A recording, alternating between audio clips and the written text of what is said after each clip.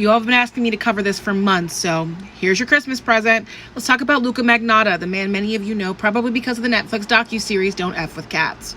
So first things first, he was born Eric Clinton Kirk Newman in Scarborough, Ontario. He worked as a gay adult film star in 2003, as well as escorting and exotic dancing.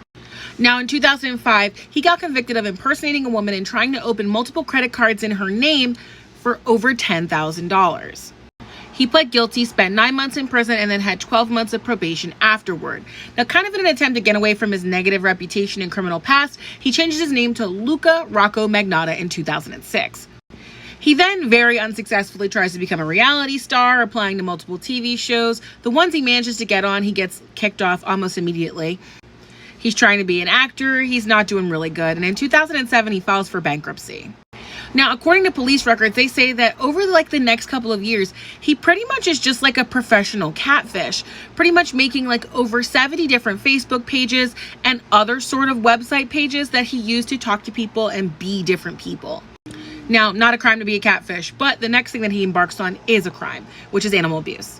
In 2010, he releases a video called 2 Kittens, 1 Boy, and in that video, he is seen playing with the kittens and then putting them in a vacuum seal bag and then suffocating them.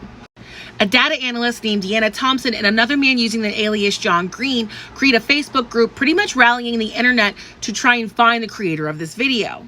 This goes on for 2 years, with them tracking his IP all around the world and thousands of people trying to find this guy.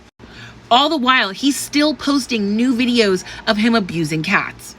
Luka is pretty much delighted by all of the attention that he's getting because he wasn't a really good successful model. Now, Deanna and John managed to find his name and let the police in Ontario know where he is. They tell him he's an animal abuser, he's a danger to the people around him. This guy's bad news and he's going to do something awful to people, but it all falls on deaf ears. And like most of you who are probably watching know, it escalates because people who start harming animals often end up harming people. His victim was Chinese international student Lin Yun. They met over a Craigslist ad, and Yin, who was going by the name Justin, just wanted to hook up with somebody. He was from Wuhan, China, and he was there as a student studying engineering and computer science at Concordia University. Like a lot of college kids, he just wanted some low-stress fun. But the date that he went on with Luka Magnotta ended horrifically. He was last seen alive on May 24th, 2012, going into Luka's apartment building with him. His friends reported him missing 3 days later after they couldn't get him to answer a phone call, and they went to his apartment and saw that he wasn't there. Now, if you need a trigger warning, this is that moment for you, because what happens next is Luka uploads a video to a gore website called One Lunatic, One Ice Pick. And in that video, Justin is tied to a bed frame and he's repeatedly stabbed by Luka, then dismembered, partially eaten, and he even gave some of the flesh to his dog to eat too. Now, within 24 hours, that video gets reported to the Toronto police by an attorney in Montana, the local sheriff in Montana, and the FBI, but it gets ignored. The people on the Gore website report the video to the site administrators, and the site takes it seriously, and they report it to the police, and the police begin trying to track down who the victim is in the video.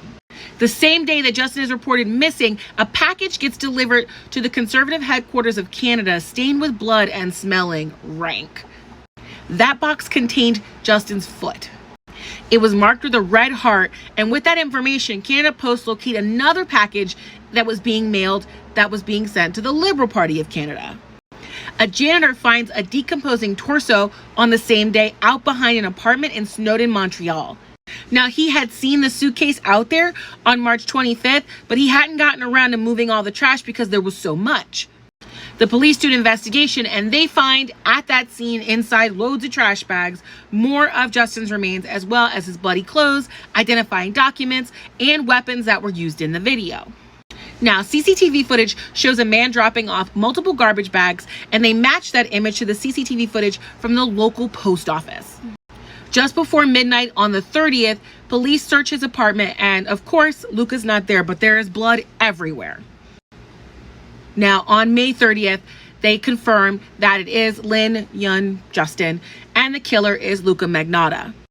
Now, in that first package that contained the foot, he had written a note saying that there were a total of 6 packages and that he was going to kill again. So everyone in Canada is on high alert now. June 5th, they recover a package that arrives at St. George's School and another one at the False Creek Elementary School in Vancouver. July 1st, they recover Yoon's head at a lake in a park in Montreal after an anonymous tip. Now that they had recovered all of him, Justin's family had him cremated and he was laid to rest at the Notre Dame de Neige Cemetery. From this point on, everyone in the world is looking for him. Interpol actually put out a red alert, which is a global notice for all law enforcement to find this person.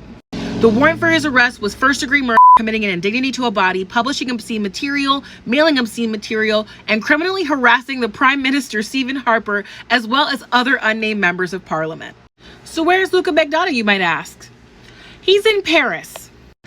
Apparently, he had a fake passport already ready, and he used the name Kirk Trammell, and he gets to Paris on May 26th.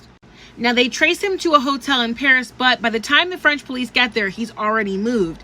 And so he heads on a bus to Berlin while Parisian police start running down all of his contacts from when he previously visited France before.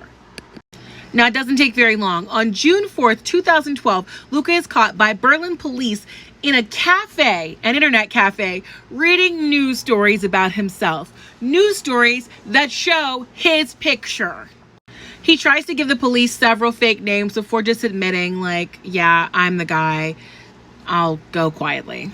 He gets extradited to Canada on June 18th. They immediately put him in solitary confinement. The next day, he appears in court, pleads guilty. He requested trial by jury on June 21st. It takes a year, but April 12th, 2013, he gets indicted for first-degree murder, offering indignities to a human body, distributing obscene material, and using the post office to distribute obscene material.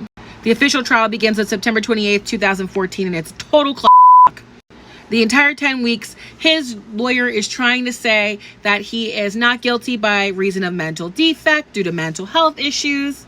Now, everything is on display at this trial. They bring out the scissors, the knives, the screwdrivers, saws, hammers, to show the jury all the things that he used in the commission of the crime. Luka's attorney says that he was in a psychotic state and therefore not guilty, which of course is rebutted by the fact that he meticulously planned this crime. In fact, the Crown prosecutor said, and I quote, "This was purposeful, mindful, ultra-organized, and he is 100% responsible."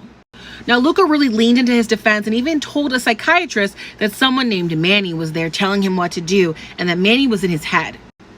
Turns out, the psychiatrist realized that Manny was actually a character from a movie. Specifically, it was Sharon Stone's character in Basic Instinct, her fiance. The psychiatrist ultimately decided that they felt like he was leaning into a schizophrenia diagnosis, hoping that it would help him in court. It didn't. Honestly, the only smart thing he did during his trial was not testify for himself. After a 10-week trial, there were 8 days of deliberation, but the jury came back guilty on all charges. Now, unfortunately, in Canada, life in prison means that you are eligible for parole after 25 years. He was also given 19 years to be served concurrently for his other crimes against animals. Like most vain and self-indulgent criminals, he filed for an appeal and then later pulled it back.